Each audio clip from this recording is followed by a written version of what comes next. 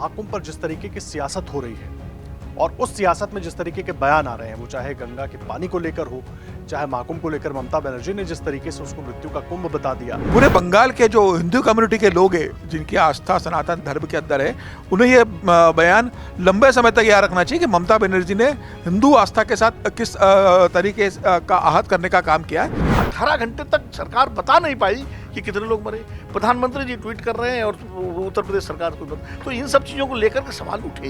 Political पार्टियों को उसका राजनीतिक चीज दिखता है कि इसका लाभ बीजेपी को नहीं मिल जाए, और उसमें आप असंतुलित होकर बयान देते हैं, और उस बयान में ऐसा लगता है कि भाजपा का विरोध करने की जगह आपसे कुंभ का विरोध हो जाता है। कुंभ तो फालतू है। एक तरफा सवाल नहीं होना चाहिए। यदि महाकुंभ या हिंदू समाज के किसी धार्मिक आयोजन पे भगदड़ होने पर जो मृत्यु होती है उस पे सवाल खड़ा किया जाता है, तो जब भारतीय मुसलमान हज के लिए जाता है और मक्का मदीना में भगदड़ मचने पर भारतीय मुसलमान की मौत होती है, तो विपक्ष मौन क्यों हो जाता है? आम जनता के लिए आपकी कोई इंतजाम नहीं दिख रहा है। वीवीआईपी इंतजाम बहुत अच्छा रहा होगा। मुझे जानकारी है अमित शाह जिस दिन गए थे कुंभ में 9 पॉन्टून पुल थे जिसको कि 9 घंटे के लिए बंद कर दिया गया था। अखिलेश जी कहते थे कि पानी बड़ा खराब है, आप गए उसी पानी में आप नहाए।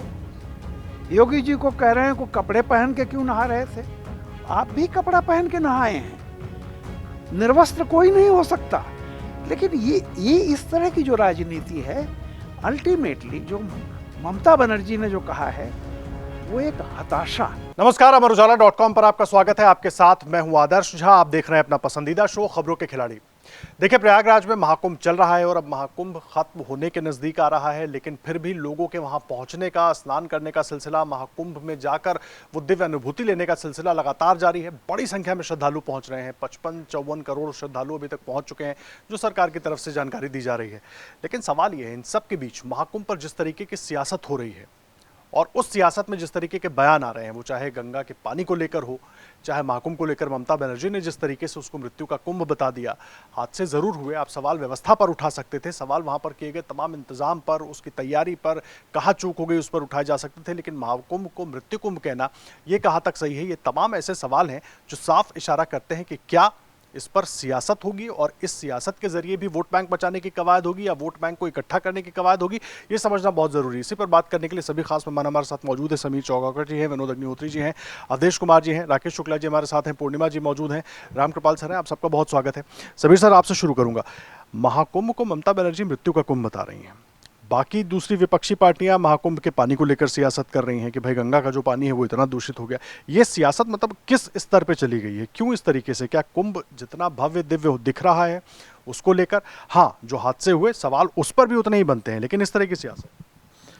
देखिए, मुझे लगता है ममता बनर्जी ने जो कुंभ को लेकर बयान दिया है कि ये मृत्यु कुंभ है, मुझे लगता है मुझे इसमें कोई आश्चर्य नहीं हुआ कि ममता बनर्जी की जो राजनीति और ममता बनर्जी का जो वोट बैंक है उसको खुश रखने के लिए और ये संदेश देने के, तो ममता बनर्जी ऐसे ही बयान देगी। इसके पहले देखिए लालू प्रसाद यादव ने क्या कहा था, कुंभ फालतू है। राहुल गांधी से कब जब रायबरेली में राहुल गांधी से पूछा गया कि आप महाकुंभ जाएंगे, तो राहुल गांधी नमस्कार बोलकर निकल गए। राहुल गांधी महाकुंभ नहीं गए, राहुल गांधी राम मंदिर भी नहीं गए अभी इस संदर्भ में।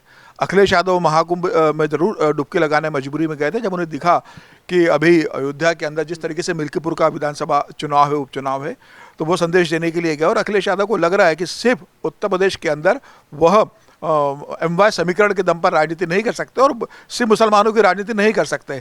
यादव जो उनका कम्युनिटी का वोट बैंक वह भी हिंदू है, और 2027 के जब विधानसभा चुनाव में उन्हें लड़ना है भारतीय जनता पार्टी से, तो उन्हें एक हिंदू वोटर की भी ज़रूरत पड़ेगी। तो वो थोड़ा मैनेज करके चल रहा है, इसलिए वह वहाँ पर गए भी थे।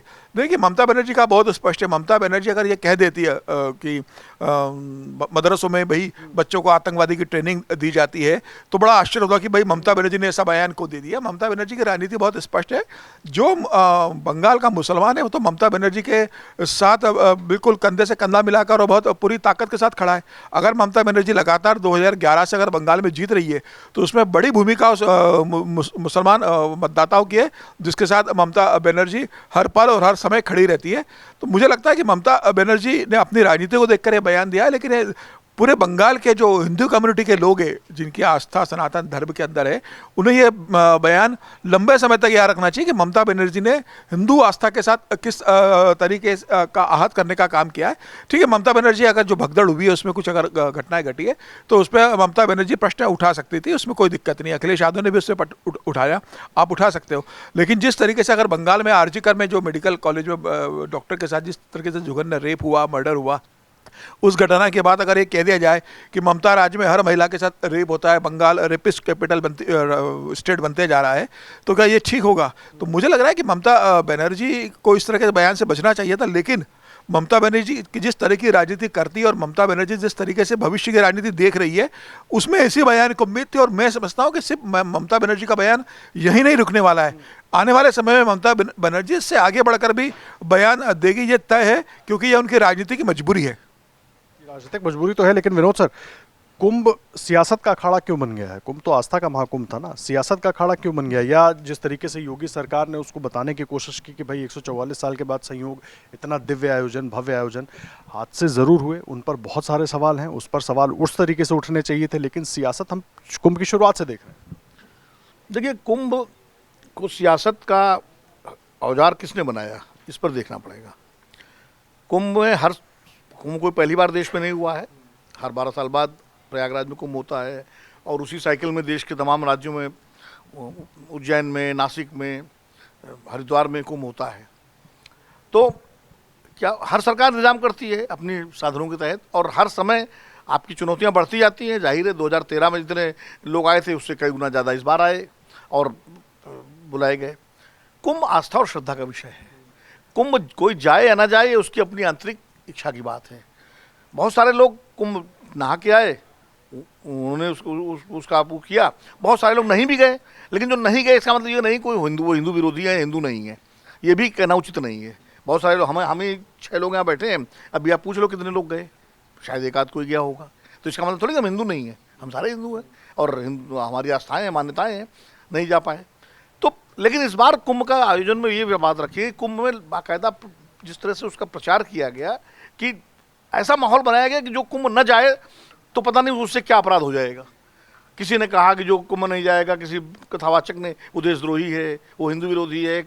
ऐसा माहौल 144 साल बाद कथावाचक और ममता बनर्जी के, तो मैं ममता बनर्जी में भी आ रहा हूँ, मैं पहले तो आपने कहा तो सियासत कहाँ से शुरू हुई, मैं उसकी बात कर रहा हूँ। ये आपका जो है ये क्या कहते हैं कि कुंभ, मतलब ये माहौल बना, 144 साल की बात हो गई। उसके बाद फिर रिकॉर्ड आ गया कि साहब 2013 में 147 साल की बात की गई थी, उसके पहले भी। और मैंने खुद अपनी स्मृति में, हर कुंभ प्रयागराज में होता है, 144 साल बाद हो रहा है। शंकराचार्य अभिमुक्तेश्वरानंद जी ने भी इस बात को कहा कि भाई 144 साल बाद का कहीं शास्त्रों को उल्लेख नहीं। अब तो तमाम धर्माचार्य इस बात को कह रहे हैं, ज्योतिषाचार्य भी कह रहे हैं कि कुंभ की बात है, अर्धकुंभ और कुंभ, ये महाकुंभ और 144 वर्ष, ये तो वैसे ही है जैसे रैली को महारैली कर दिया गया। हर चीज़ में महा लगा दीजिए तो और विशाल हो जाएगा। ठीक है, 50 करोड़ से ज़्यादा लोग आए हैं जैसा कि सरकार बता रही है आंकड़े, तो सराहनीय है। इंतजाम निश्चित रूप से, हादसे भी दुखद है। हादसे होना महत्वपूर्ण नहीं है, मतलब दुखद ही, हादसे पहले भी हुए हैं, हरिद्वार में हुए, 2013 में रेलवे पुल पे हादसा हुआ तो पहले। लेकिन 18 घंटे तक सरकार बता नहीं पाई कि कितने लोग मरे। प्रधानमंत्री जी ट्वीट कर रहे हैं और उत्तर प्रदेश सरकार को तो इन सब चीज़ों को लेकर के सवाल उठे, और उठने भी चाहिए। सवाल नहीं उठेंगे तो फिर रेलवे में, उसके तुरंत बाद कुछ दिनों बाद नई दिल्ली स्टेशन पे हुआ। तो ये इस सारे परिप्रेक्ष्य में ममता बनर्जी ने जो बयान दिया, उनका कहने का तरीका गलत हो सकता है। उनको हो सकता है उन्होंने कहा हो कि भाई एक बड़े आयोजन को आपने मृत्यु कुंभ में बदल दिया, ये इस तरह की बात कह सकती थी। लेकिन मृत्यु कुंभ नहीं कहना चाहिए, क्योंकि कुंभ जो है वो आस्था का प्रतीक है। किसी भी उसको आप नहीं, वो ममता बनर्जी की अपनी राजनीति, अपने बयान के लिए वो जिम्मेदार है, और उसको जाहिर है कुछ भी बोले विपक्ष तो दूसरा पक्ष जो है उस पर उसको इशू बनाएगा ही, वो बनाना भी चाहिए। लेकिन मैं ये कह रहा हूँ कि कुंभ को लेकर दोनों तरफ से सियासत हो रही है। कुंभ का श्रेय लेने की सियासत और कुंभ को मतलब वो करने की विफल बताने की सियासत, दोनों सियासतें हो रही हैं। जो सत्ता पक्ष है, भारतीय जनता पार्टी है, उसके समर्थक संगठन है, वो कुंभ की सफलता का श्रेय ले रहे हैं कि साहब 52 करोड़ 55 करोड़ लोगों ने किया, इतना बड़ा वृहद इंतजाम हुआ। वहीं दूसरा जो विपक्ष है वो हादसे गिना रहा है कि साहब ये हादसों का ना। अच्छा, अब रही बात सुविधाओं की, तो सेलिब्रिटीज़ जो गए वो तो हवाई जहाज से गए, प्रोटोकॉल उनको मिला, संगम तक ले जाए गए, डुबकी लगाई, उसके बाद बाइट थी, बहुत अच्छी व्यवस्था है। लेकिन जो लोग 10-10 घंटे जाम में फंसे रहे, जो लोग वहाँ गए और जिनके परिवारों के लोग गए, उनकी भी पीड़ा कोई नहीं सुन रहा, उनकी भी तो पीड़ा सुनी जानी चाहिए। वो भी तो इस देश के सामान्य नागरिक हैं कि उसमें बम्बई के वो उद्योगपति आ गए या बम्बई के फिल्मी कलाकार आ गए या नेता चले गए, मंत्री चले गए, सारे प्रोटोकॉल से जाते हैं। उनके लिए तो व्यवस्थाएं हैं। आम आदमी पार्टी आम आदमी को किनारे करके आप उनके लिए गाड़ियाँ निकाली जाती हैं, सब कुछ। और सामान्य व्यक्ति जो है, तो मुझे लगता है, और ये हर कुंभ में हुआ, इसी कुंभ वीआईपीज को पहले भी ये सब सुविधाएं दी जाती नहीं है, कोई इसमें बेदाग नहीं है। कोई कहे खाली बीजेपी ने किया है या योगी सरकार ने किया है, अखिलेश सरकार ने भी अपने ज़माने में किया और सब ने हमेशा किया। इस पर तो रोक लगनी चाहिए। लेकिन ये मैं ज़रूर मानता हूँ कि इतना बड़ा आयोजन था, उसमें कमियाँ गलतियाँ हो जाती हैं। ओवरऑल अगर आप देखें इस कुंभ को, तो मृत्यु कुंभ कहना उचित कतई नहीं है, क्योंकि जो लोग वहाँ स्नान करने गए, हाँ, पानी के गुणवत्ता को लेकर जरूर एक विवाद उठा, वो भी एनजीटी की रिपोर्ट से उठा, किसी अरे गरे नत्थु खरे की रिपोर्ट से नहीं उठा। एनजीटी और सेंट्रल पोल्यूशन कंट्रोल बोर्ड ने जो रिपोर्ट जारी की, उसमें गंगा के पानी को जो प्रदूषित बताया गया, हालांकि उसका काउंटर व्यू भी आ गया। एक सोनकर साहब जो वैज्ञानिक है, बड़े पद्मश्री, मतलब काफ़ी प्रतिष्ठित वैज्ञानिक है, उन्होंने उसका काउंटर व्यू भी दिया है। तो ये विवाद के विषय हैं। अब हो गया, मुझे लगता है कि कुंभ पर सियासत दोनों तरफ से हुई है, और भारत का आम जनमानस जो है उसको सियासत से मतलब नहीं है, उसको अपनी आस्था, श्रद्धा और अपनी आध्यात्मिकता से मतलब है।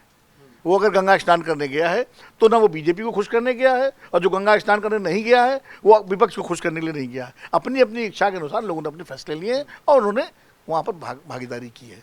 जो हिंदू गया है वो अपनी आस्था और उससे गया है, वो कोई किसी के कहने पे नहीं गया है। और हर सरकार की जिम्मेदारी है कि जब कोई इस तरह का आयोजन हो तो वहाँ व्यवस्था की जाए, वहाँ इंतजाम अच्छे किए जाएँ, और कोशिश की जाए कि सियासत की बजाय ध्यान इस पर दिया जाए कि हादसे ना हो, या अगर कहीं गलती से कुछ हो भी जाए तो नुकसान कम से कम हो, और उसको जल्दी से जल्दी जनता के सामने पब्लिक किया जाए, ज़्यादा की जानकारी पूरी आ सके। अवधेश सर, एक सरकार कुंभ का आयोजन करती है, अगर कुंभ में इतने सारे लोग पहुंचते हैं, उपलब्धि के तौर पर अगर सरकार उसको गिनाती है तो एक तो उसमें दिक्कत क्या है, लेकिन हाँ, व्यवस्था पर वही सवाल। दूसरा मेरा सवाल ये है कि कुंभ हर साल लगता रहा है, हम लोग खुद प्रयागराज से आते हैं और हर साल हमने वहाँ पर भीड़, हर कुंभ में, अर्धकुंभ में, महाकुंभ में अद्भुत भीड़ हमने देखी है। वो भीड़ हो सकता है अब थोड़ा सा और बढ़ गई हो, क्योंकि जिस तरीके से प्रचार प्रसार और बढ़ाया गया, तो उसके बाद ये कह देना, क्या ये किसी और के लिए कह सकती हैं ममता बनर्जी, इस तरह के शब्द का इस्तेमाल किसी और के लिए कहा जा सकता है? देखिए, कुंभ में जो भगदड़ मची और मृत्यु हुई, उसकी रक्षा कठिन है। वो एक इस महाअभियान पर एक ऐसा थोड़ा हल्का सा एक काली खा गया है कि जिससे बचने में शायद समय लगेगा। हालांकि हादसे कहीं भी भीड़ जुटेगी, कहीं हो सकते हो आपके हाथ में नहीं होते हैं, लेकिन हो गया। और तो या फिर रेलवे की दुर्घटना हुई, हालांकि नई दिल्ली रेलवे स्टेशन पर जो हुआ उसको केवल कुंभ से जोड़ देना, ये भी हमारे देश में एक माहौल बना के एक अतिवादी विश्लेषण था। 15-20% लोग उसमें उस समय कुंभ जाने वाले रहे होंगे, लेकिन आप देख रहे हैं कि कोई ट्रेन उधर दानापुर जा रही है, कोई छपरा जा रहा है, कोई जम्मू। अब उधर से गुजरने वाली जितनी ट्रेन प्रयागराज से गुजरेगी उसमें केवल प्रयागराज के ही लोग हो, ये तो संभव नहीं था। लेकिन वो तो जो रेलवे स्टेशन पर जो हादसा हुआ, वो तो बिल्कुल रेलवे प्रशासन की बद इंतजामी का ऐसा मतलब शर्मनाक नमूना है, जिसकी रक्षा की ही नहीं जा सकती थी। कोई इतनी भीड़ को संभालने के लिए, उनको समय पर सूचना देने के लिए, बाकी के लिए न कोई अधिकारी प्लेटफॉर्म पर है, न कर्मचारी है, न टीटी दिखाई दे रहे हैं, न आरपीएफ के जवान है। तो आपने लोगों को नियति के भरोसे छोड़ दिया था। उसमें हो गया है। तो दिल्ली जैसी जगह थी कि तुरंत कंट्रोल भी हुआ है। तो ये दोनों घटनाएं वो अलग है। देखिए, इस समय हमारे देश के विपक्षी पार्टियों का, उनके समर्थक बुद्धिजीवियों का, एक्टिविस्टों का, पत्रकारों का, इनकी जो एनजीओ चल, उनकी समस्या रही है कि भारत में जो कुछ भी बदलाव होते हैं, लंबे समय से जो हुआ उसको न पहले समझा न आज समझा है। अयोध्या मूवमेंट चल रहा था तो उसको भी लोग मजाक बनाते थे, यहाँ तक कि सहमत जैसी संस्था को पैसे दे करके, और सीता जी तो राम जी की बहन थी, और क्या क्या नाटक कराए गए अयोध्या में। बड़े इतिहासकार पुस्तकें लिखी कि ये तो फालतू की बात है। और बीजेपी जो है 2 सीट से जो है 89 में 85 सीट पर आ गई थी। उसके बाद उसका ग्राफ बढ़ता गया है। भारत में जो इस समय अगर कुंभ के आप दृश्य को देखेंगे तो विचार का विषय ये है कि इतने कष्ट हो रहे हैं, ट्रेन में जगह नहीं मिल रही है, सड़कों पर ट्रैफिक जाम हो रहे हैं, जो दुर्घटना के कारण भय भी पैदा हो गया है। पॉलिटिकल पार्टियां बता रही है, मीडिया में भी वो उतनी ही चीजों भीड़ भीड़ भीड़ भीड़ अब सब कुछ दिखाया जा रहा है। इसके बावजूद गांव गांव शहर शहर से हर तरह के लोग, बड़े पढ़े लिखे वैज्ञानिक कलाकार, सब प्रकार के किसान मजदूर, अगर निकल करके पुरुष महिलाएं आबाल वृद्ध, सबको इच्छा है कि एक डुबकी वहां चल के लगाए। तो कौन सा भाव है, उस भाव को न समझने के कारण पॉलिटिकल पार्टियों को उसका राजनीतिक चीज दिखता है कि इसका लाभ बीजेपी को नहीं मिल जाए, और उसमें आप असंतुलित होकर बयान देते हैं। और उस बयान में ऐसा लगता है कि भाजपा का विरोध करने की जगह आपसे कुंभ का विरोध हो जाता है। कुंभ तो फालतू है, इसको मृत्यु कुंभ बना दिया। भाई गंगा सागर जो है वो बंगाल में है, और जो धर्म के प्रति जागरूक हिंदू समाज है, सनातन है, वो सोचता है कि जिंदगी में एक बार गंगा सागर जरूर जाए। वहाँ दुर्घटनाएं हुई हैं, जो दुर्गा पूजा विसर्जन में तो दुर्घटनाएं हुई हैं, तो हम कहें गंगा सागर मृत्यु सागर हो गया है। तो ये एक दूसरा ये है कि इस समय एक 2024 के चुनाव के पहले एक वातावरण बना था कि भाई एक वोट तो हिंदुत्व का बीजेपी को हो गया, लेकिन जो मुस्लिम वोट बिखरा है, तो कांग्रेस ने मुस्लिम वोट लेने की जो कोशिश की, तो एक मुस्लिम वोटों की प्रतिस्पर्धा हो गई। और उसमें हिंदुत्व और बाकी चीजों पर जितना हम विरोध करेंगे, वो मुस्लिम वोट हमारा कंसोलिडेट होगा, उसको आधार बनाकर बयान दिया जा रहा है। देश ये पहले अयोध्या में दिखाई दिया था कि देश में आध्यात्मिक धार्मिक सांस्कृतिक पुनर्जागरण और क्रांति की शुरुआत हो गई है।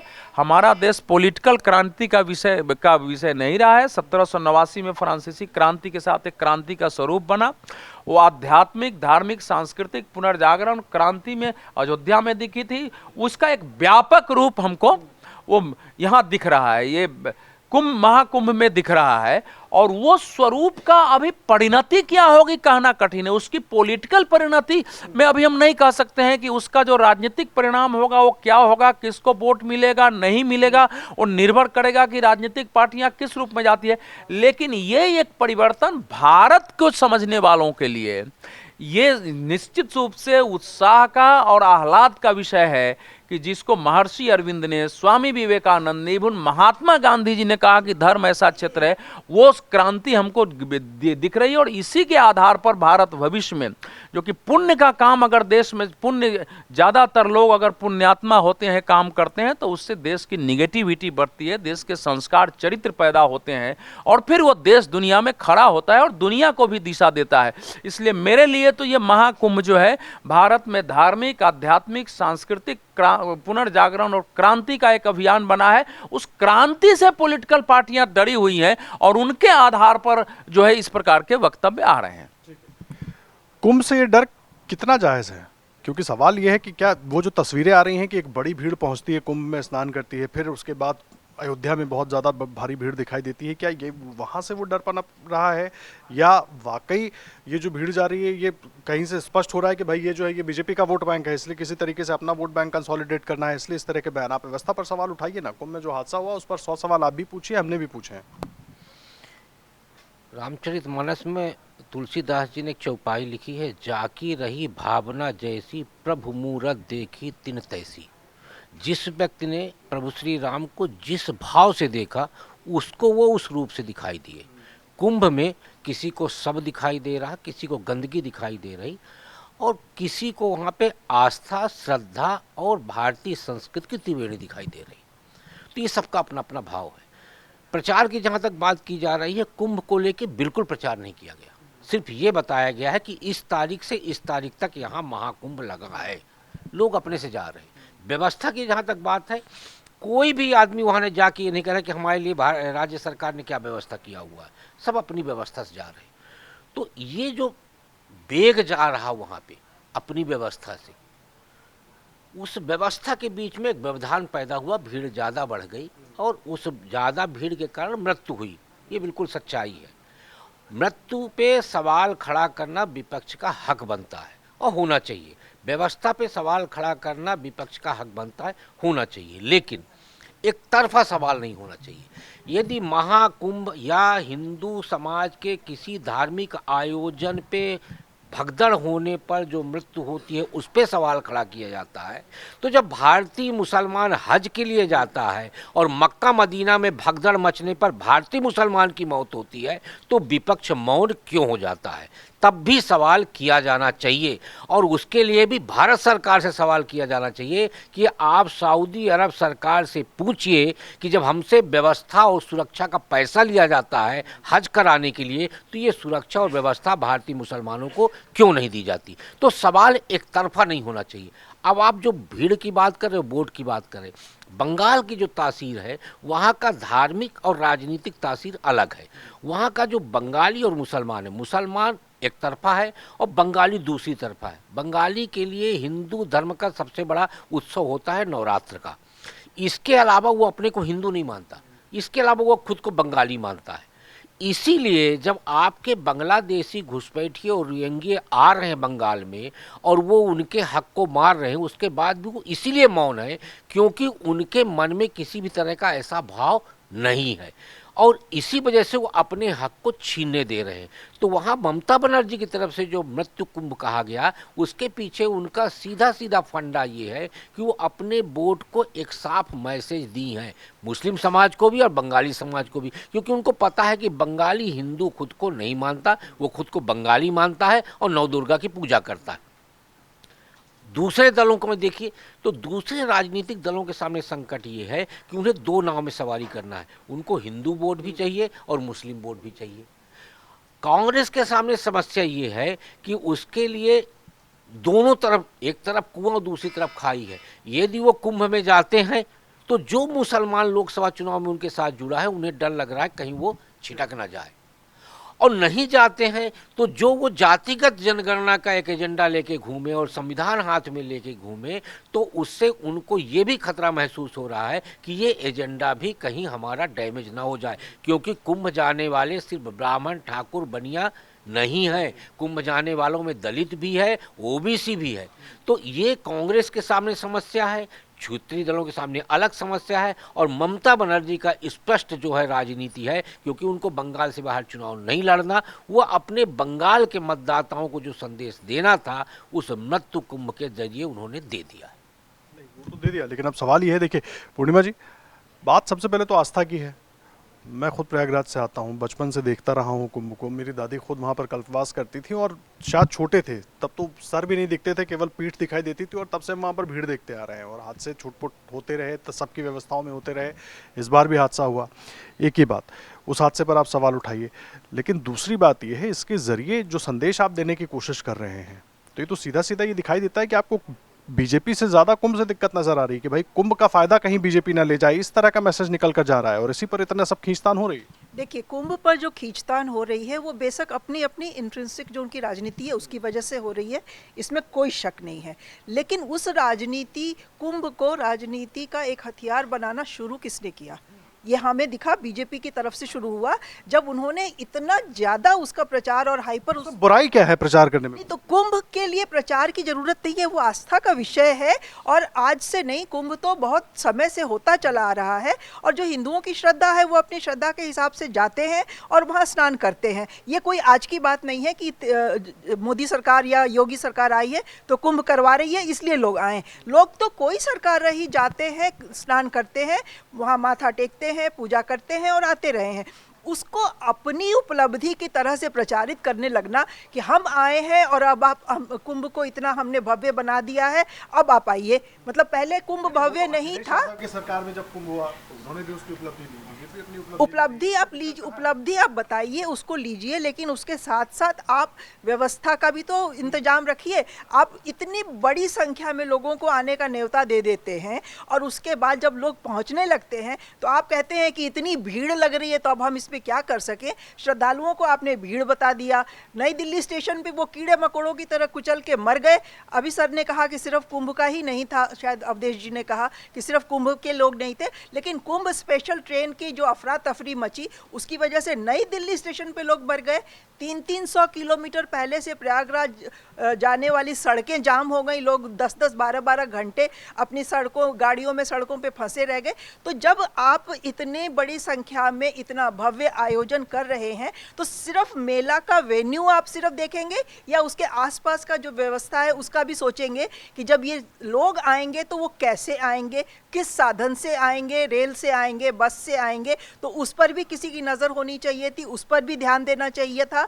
और अगर उसमें कोई अफरा तफरी मच रही है जिसकी वजह से लोगों की जान जा रही है, अवधेश जी आदर्श जी सिर्फ दिल्ली स्टेशन पे नहीं हुआ है, जो हमारे पूर्वोत्तर से आने वाले जो भी रास्ते हैं, चाहे वो कोई सी ट्रेन हो, मतलब इस तरह का लोगों में आतंक आ गया था उस दौरान ट्रेन की जर्नी करने में, क्योंकि बड़ी राजधानी जैसी गाड़ियों पे लोगों ने, जिनके के पास सिर्फ जनरल के टिकट थे, लोगों ने कब्जा कर लिया। पटना स्टेशन जैसे बड़े स्टेशन पे, पूर्णिमा जी, मुगल सराय से ट्रेन आगे निकलते ही आम दिनों में भी होता है।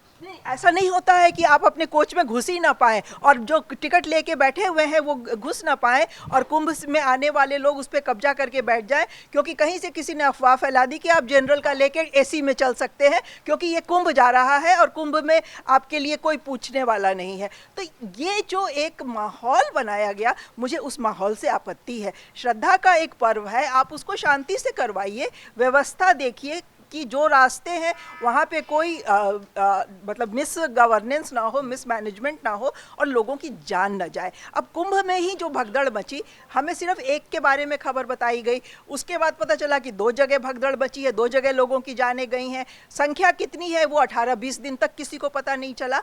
तो ये सब करने का क्या मकसद है? मकसद तो यही है ना कि आप चीज़ें छुपा रहे हैं, अपनी राजनीति उसकी वजह से अफेक्ट ना हो जाए, वो आप उसको लोगों तक पहुँचने नहीं दे रहे हैं।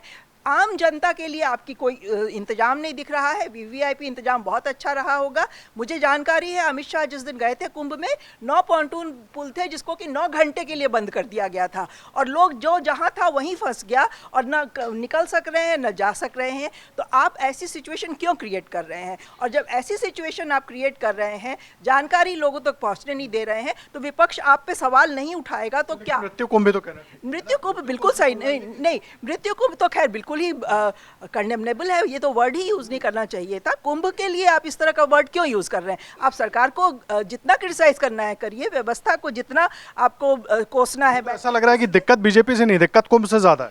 वो डर की भावना है, उनकी जो अपनी राजनीति है उसको, जो कुंभ में भीड़ जुट रही है उसको देख के हर किसी को ये डर लग रहा है कि कहीं ऐसा ना हो कि ये सारा का सारा जो जन सैलाब है वो बीजेपी की तरफ चला जाए, और ये बयान उस वजह से आ रहे हैं। लेकिन इससे विपक्ष को आप ये उसका हक नहीं छीन सकते हैं कि उस सरकार को क्रिटिसाइज ना करे। सरकार पे सवाल उठाना और जो माहौल बना है उसमें सवाल उठाना बिल्कुल जायज़ है, वाजिब है और विपक्ष को सवाल उठाना ही चाहिए। हाँ, लेकिन मृत्यु कुंभ तो खैर मैंने वो सुना नहीं है बयान, लेकिन अगर उन्होंने कहा है तो ये तो बहुत ही दुर्भाग्यपूर्ण है, बहुत ही आदर्श जी, मतलब बड़ा आश्चर्य ये होता है कि एक ऐसा धार्मिक आयोजन जिसमें भारत की आधी आबादी पहुंची हुई हो, उसमें सिर्फ एक राज्य सरकार से हम ये अपेक्षा करें कि वो आधी आबादी जो वहाँ स्नान करने गई है उसके लिए वो व्यवस्था करे। हमारे यहाँ भारतीय सनातन पद्धति में एक है कि जब भी वो तीर्थ यात्रा पर कोई तीर्थयात्री या श्रद्धालु जाता है वो अपनी व्यवस्था से जाता है। कुंभ में भी जो व्यक्ति गया हुआ है वो अपनी व्यवस्था से गया हुआ है और स्वप्रेरित गया हुआ है। जहाँ तक आमंत्रण की बात है तो सरकार की तरफ से सूचना दी गई है कि कुंभ इस तारीख से इस तारीख तक लगेगा। जहाँ आज उत्तर प्रदेश सरकार बता रही कि 58 करोड़ लोग स्नान कर चुके हैं, तो 1,140 करोड़ की आबादी में 30 करोड़ मुस्लिम समाज को अलग कर दें और 10 करोड़ और अन्य समाज को यदि हम अलग कर दें तो 100 करोड़ में 58 करोड़ लोग जिस प्रयागराज में स्नान करने गए हों, उस प्रयागराज में हम एक एक व्यक्ति की व्यवस्था की बात करके प्रश्न खड़ा करें। मुझे प्रयागराज नहीं, मैंने हर जगह का वो एक लार्जर पर्सपेक्टिव में देखना था, क्योंकि सड़कें आप सड़कों पे भी देखिए, रेल में भी देखिए, एयर में भी देखिए और हर किसी चीज को आप ध्यान में रख के एक प्लान बनाइए जिसमें कि ये सरकार विफल रही है। देखिए, यदि हज यात्री जाता है तो मक्का मदीना सऊदी सरकार को पता होता है किस राज्य से कितने लोग आ रहे हैं, लेकिन प्रयागराज कितने लोग आएंगे इसका आंकड़ा किसी सरकार के पास नहीं होता, ना सेंट्रल गवर्नमेंट के पास ना स्टेट गवर्नमेंट के पास। और इसके लिए किसी भी यात्री को कहीं पे रोका नहीं जा सकता कि आप अभी नहीं आइए या आप यहाँ से लौट जाइए। तो यह आंकड़ा का जो जहाँ तक सवाल है तो यात्रियों को, श्रद्धालुओं को कोई सरकार नहीं रोक सकती, ना आने वालों के बारे में कोई ये अंदाजा होता है कि इस तारीख को इतने लोग जाएंगे। जैसे मौनी अमावस्या के बाद ये आकलन किया जा रहा था कि कुंभ शायद कुछ धीमा होगा, लेकिन मौनी अमावस्या के बाद अभी मैं 14 तारीख को गया था और 16 तक वहाँ पे था, भीड़ उतनी ही थी। वहाँ के स्थानीय लोग का कहना है कि ये अब महाकुंभ 26 फरवरी को खत्म नहीं होगा, ये होली तक चलने वाला है। तो इसलिए आने वाले श्रद्धालुओं का आकलन करना कठिन है, इसलिए इस तरह के प्रश्न से बचना चाहिए। कि महाकुंभ को लेकर जिस तरीके की सियासत हो रही है, क्या ये सियासत एक तो होनी चाहिए? सियासत आप अपने मुद्दों पर कीजिए, मृत्यु का कुंभ बता देना महाकुंभ जैसे आयोजन को, जिससे करोड़ों हिंदुओं की आस्था जुड़ी है, केवल वोट बैंक की सियासत के तौर पर उसको देखा जाए, डर के तौर पर देखा जाए, जिस तरीके से राकेश सर कह रहे थे, और तमाम लोग अभी जिस तरीके से मिल्कीपुर के उपचुनाव हुए उसके बाद जो वहाँ पर विपक्ष के नेताओं की अलग तस्वीर भी हमने देखी, लेकिन सियासत पर सवाल उठते हैं। सियासत कैसे की जाती है ये हमसे आपसे पूछ करके लोग नहीं करेंगे। जो लोग सियासत में हैं वो सियासत करेंगे ही, और जिस भी लेवल पर करेंगे ये उनका हक है, उसका खामियाजा उनको भुगतना है। वो अच्छे ढंग से करें, बुरे ढंग से करें, ये वो करेंगे, और हमेशा से होता रहा है, ऐसी कोई नई बात नहीं है। मैं जहाँ तक महाकुंभ की बात कर रहा हूँ, अभी जैसे राकेश जी ने बताया, मैं सिंपल एक सोच रहा हूँ, अगर 58 करोड़ अगर मान लीजिए रफली इसके आसपास हूँ, और अभी चल रहा है, जो संख्या आएगी, अब आप सोचिए कि अगर पूरे यूरोप और अमेरिका की पूरी आबादी जोड़ लीजिए तो समझिए उतनी आबादी इलाहाबाद प्रयाग में जाकर के नहा चुकी है। कुछ चीज़ें ऐसी होती हैं जो आस्था की हैं, सदियों से चली आ रही हैं, उसके लिए किसी को निमंत्रण नहीं भेजना होता है, न कोई निमंत्रण जाता है। जिसको जाना होता है वो जाता है। मेरा जहाँ तक व्यक्तिगत है, मैं बचपन में अपने गांव में नहर में नहाता था, और एक नदी छोटी सी वहाँ, उसके बाद मैंने कहीं कोई स्नान नहीं किया, न कहीं गया हूँ, मेरा उससे कोई, लेकिन हजारों हजार लोगों की आस्था का सवाल है, मैं उसका सम्मान करता हूँ। आपको याद होगा निर्मल वर्मा ने 70s में, जो कि निर्मल वर्मा एक वामपंथी राइटर थे, और वो कुंभ गए और उन्होंने कुंभ पर दिनमान में जो लेख लिखा था वो अद्भुत था। और उन्होंने यही लिखा था कि ये जो इतने लोग, तब सोचिए आप 70s में क्या हालत थी, नंगे पैर, गरीबी में कपड़े नहीं हैं, ठंड में चले आ रहे हैं, तब उन्होंने लिखा था कि गंगा सिर्फ हमारी एक लिए एक नदी नहीं है, ये पूरे एक सांस्कृतिक चेतना की वो है। और बाद में कुछ लोगों ने निर्मल वर्मा को कह दिया कि ये तो राइटिस्ट हो गए और फलाना हो गए, कुछ वामपंथियों ने उन पर आरोप लगाया। लेकिन मैं ये कह रहा हूँ कि देखिए, छोटे छोटे कितने हादसे होते हैं, भगदड़ की खबरें रोज आप पढ़ते हैं। एक बाबा जी प्रवचन दे रहे हैं, जहाँ 1 लाख लोग होंगे, वहाँ भगदड़ हो गई, इतने लोग मर जाते हैं। मेरा कहना है कि हादसा नहीं होना चाहिए, लेकिन ये भी देखना चाहिए कि कुछ चीज़ें, दुर्घटनाएं किसी से पूछ करके नहीं होती हैं। अभी इस पर भी कमेटी बैठी हुई है, क्यों कारण से हुआ, नहीं हुआ। हम लोगों को बहुत जजमेंटल हो करके किसी को कटघरे में नहीं खड़ा कर देना चाहिए। निश्चित तौर पर आप रेल दुर्घटनाएं होती हैं, क्या क्या नहीं होता है आप जानते ही हैं।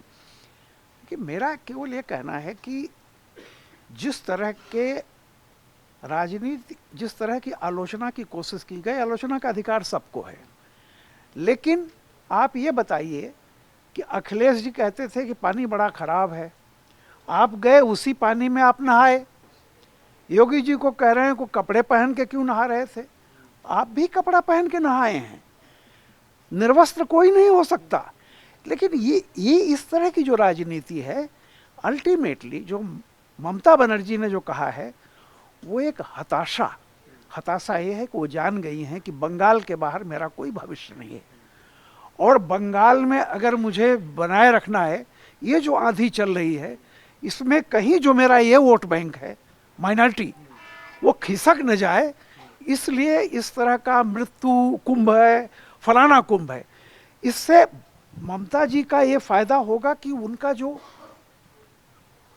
एक टुकड़ा वोट बैंक है वो उनसे बड़ा खुश होगा। लेकिन सबसे बड़ा नुकसान जो ये है कि इसी तरह के बयान बीजेपी और मोदी जी को और मजबूत करेंगे, योगी जी और मजबूत होंगे, क्योंकि एक जिस तरह इतना सब कुछ मृत्यु कुंभ कहने के बाद भी जब हजारों हजार लाखों लोग जा रहे हैं, इसका मतलब है कि आपकी बात को ठेंगा दिखा रहे हैं। तो आप खुद सोच लीजिए, वो भी जान रहे हैं कि आपने अपने वोट बैंक के चक्कर में किया है। इस तरह का जो आयोजन हुआ है, तमाम कमियों के बावजूद पूरी दुनिया सांस रोक के देख रही है कि 50 करोड़ लोग उस हिंदुस्तान में जहां पॉल्यूशन इस कदर है, बिना मास्क के जा कर के और कल्पवास करते हैं, बिल्कुल कोई बड़ा ऊनी कपड़ा नहीं है। गरीब लोगों को आप देखिए उसी रेत पर 45 दिन बैठे हुए हैं, और उस पानी से नहाने पर कीटाणु ऐसे होते हैं। अरे भैया बताइए, वो तो जो जाड़ों में यहाँ आते हैं वो कहते हैं ये हवा में इतनी जहरीली है कि सांस नहीं ली जा सकती। तो मैं ये कह रहा हूँ, गंगा कितनी भी मैली हो, राजनीति से कम मैली है। और जो लोग आज की राजनीति को गंदा कर रहे हैं, जनता उनको देख रही है। निर्णय जनता के हाथ में है। मेरा मानना यह है कि आप आलोचना कीजिए, लेकिन आलोचना का भी एक स्तर होता है। आप नंगेपन पर मत उतरिए। और जो ममता ने कहा है वो विशुद्ध रूप से माइनॉरिटी अपीसमेंट है, और जितना ही माइनॉरिटी अपीसमेंट के लिए लोग कोशिश करेंगे, रिवर्स पोलराइजेशन होगा जो बीजेपी के फायदे में जाएगा। अगर किसी पॉलिटिकल पार्टी को ये लगता है कि मृत्यु कुंभ जैसा वर्ड यूज़ करके वो अपने वोट बैंक को खुश कर रहा है, तो ये उस पॉलिटिकल पार्टी में लीडरशिप की मेंटल बैंकरप्सी है। क्योंकि मुझे नहीं लगता है कि इंडिया जैसा जो हमारा विशाल देश है, और जहाँ इस तरह का श्रद्धा का एक सैलाब दिखाई दे रहा है, उसमें कोई भी समाज का तबका उसको गाली देने से खुश होगा। मुझे नहीं लगता है ऐसा कोई तबका है। देखिए, सबकी सभी वरिष्ठ पत्रकारों की राय आपने सुनी। कुंभ को लेकर जो सवाल उठे, उन सवालों पर ही ये पूरी बहस थी। अब सवाल ये है कि क्या जिस तरीके से रामकृपाल सर ने कहा कि इस तरीके की आलोचना नहीं होनी चाहिए, या उनको लगता है कि इसके जरिए अपने वोट बैंक को खुश कर लेंगे, या तमाम जो सवाल उठ रहे हैं उनको आप किस तरीके से माने निकाल रहे हैं। क्या आस्था के महाकुंभ को लेकर इस तरह की बात होनी चाहिए थी? ये सब इसी पर हमने ये चर्चा की। और आपको क्या लगता है, अपनी राय कमेंट बॉक्स में आकर ज़रूर दीजिएगा। और दूसरा, सबसे पहले ये हमें आकर बताइएगा कि कार्यक्रम आपको कैसा लगा, और साथ ही साथ कुंभ को लेकर के भी आप क्या सोचते हैं, और जिस तरीके की पूरी व्यवस्था रही, अगर आप कुंभ गए हैं तो उस पर भी आकर अपने कमेंट जरूर कमेंट बॉक्स में लिख कर जाइएगा, ताकि अगले कार्यक्रम में अपने दर्शकों के सामने हम उसको रख सकें। आप अमरउजाला.com पर बने रहिए। धन्यवाद। अमर उजाला जीवांजलि के सारथी की मदद लें और महाकुंभ में स्नान जरूर करें।